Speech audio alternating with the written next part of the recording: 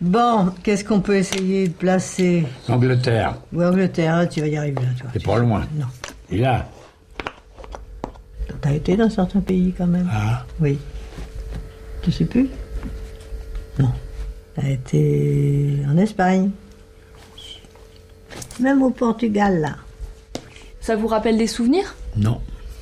Arlette et Paul vivent ensemble depuis 55 ans, mais ces 6 dernières années, les jeux pour enfants ont remplacé les discussions de couple. C'est très pénible de ne pas pouvoir évoquer le passé, et dire que tu te rappelles quand on est allé à tel endroit, on a fait ci, on a fait ça, on ne peut pas, hein. C'est plus possible. Pour s'occuper de son mari de 91 ans, atteint de la maladie d'Alzheimer, Arlette reçoit plusieurs aides à domicile, dont la visite d'un kiné 3 fois par semaine. On peut essayer, on essaye. Non. On y va. Fauteuil. Depuis quelques années, Paul refuse le moindre effort et ses membres s'ankylosent. Voilà, laissez-vous bien aller, laissez-vous bien aller. J'y vais tout doucement. Allez, je vous fais pas mal. Alors la vie à deux continue, mais différemment. En effet, tout repose désormais sur les épaules d'Arlette. C'est un peu comme si on avait un bébé tout le temps, quoi. Il faut tout faire, il faut tout prévoir. Moi, je suis toute seule pour tout gérer maintenant. Bien, mon petit Mimi, oui. Je m'en vais. Et je te revois quand? Vers 5h, 6h par là. Ça va. Ça va aller? Je vais être vivant, peut-être encore. Bien. Bon, d'accord, j'y compte. Tous les 15 jours, Arlette assiste au café mémoire organisé par l'association Alzheimer Essonne pour les aidants et leurs malades.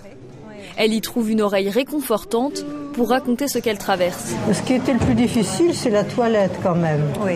Parce que c'est quand même plus intime. Là, j'ai quand même fait un effort. Là. Je dis souvent, c'est pas toujours facile d'en parler à des amis, à des tiers, qui connaissent pas très bien, et même à ses propres enfants.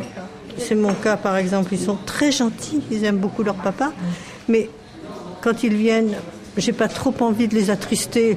Bon, on en parle quelques minutes, mais on n'en parle pas aussi à fond que je peux en parler ici. Ici, on peut s'épancher et on peut rire des choses qui, sur le moment, ne font pas rire du tout. Pour tous, le café mémoire sert surtout d'exutoire. Là, ils se retrouvent avec des personnes qui sont dans la même situation qu'eux. Ils peuvent parler de la maladie librement. Ils ont une oreille attentive, bienveillante, non jugeante. Et c'est vraiment extrêmement précieux pour eux. Ils peuvent venir avec la personne malade, d'ailleurs, s'ils ont des difficultés de garde.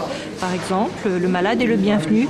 Une présence bienvenue, mais qui peut susciter des interrogations chez certains accompagnants. C'est le cas d'Annette, venue pour la première fois avec son mari, malade depuis 6 ans. Des personnes peuvent raconter des événements qui vont peut-être choquer nos malades, qui vont leur montrer un état plus avancé de leur maladie, qui vont les choquer parce qu'on ne leur adresse pas la question à eux, mais à leurs accompagnants. Donc voilà, je suis un peu sceptique. Des questions légitimes qui ne remettent pas en cause l'utilité de ce café mémoire. C'est ici qu'Arlette a pu libérer sa parole et mieux accepter la maladie de Paul, malgré ses inquiétudes sur l'avenir. Je suis arrivée à un certain équilibre avec mon mari et j'essaie plutôt d'aider les autres. Mais je vis un petit peu avec l'angoisse de...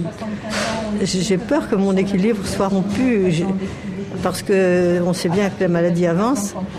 Alors si l'équilibre que nous avons depuis un certain nombre de mois, depuis toute l'année dernière, là on a été très bien. Arrivé avec les aides qu'on a et la façon dont on a un équilibre, c'est vrai, on est pas malheureux, mais pourvu que ça dure. Voilà.